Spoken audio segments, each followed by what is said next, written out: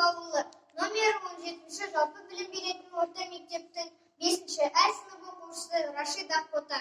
Абай Құнанбай. Қыз. Ақ киімді, денелі, ақ сақалды, соқыр мылқау танымас тірі жанды, үсті басы аққырау, түсі сұлу, басқан жері сықырлап келіп қалды. Дем алысы үскіріп, аязбен қар, кәрі құдан қыз келіп әлек салды. Ұшпадай бүркі киген ұқшыр айтып, аязбенен қызарып ажарланды.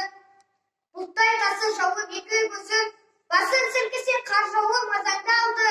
Борандай бұрқ сарқ етіп долданғанда, алты қанат ақ орда үй шайқалды. Әуес көріп жүгірген жас балалар, беті қолы домбығып үсік шалды. Шидеммен тон қабаттап киген малшы, бет қарауға шыдамай теріс айналды. Қар тепкенге қажымас қайран жылқы, титығы құруына азап қалды. Қыспен бірге тұмсығын салды қасқыр, малшыларым қор қылма итке малды. Соныға малды жайып күзетіңдер, ұйқы өлтірмес қайрат қыл, босқа малды. Ит жегенше Қондыбай, қонай жесін, құр жібер мына аң тұрған кәрі шалды.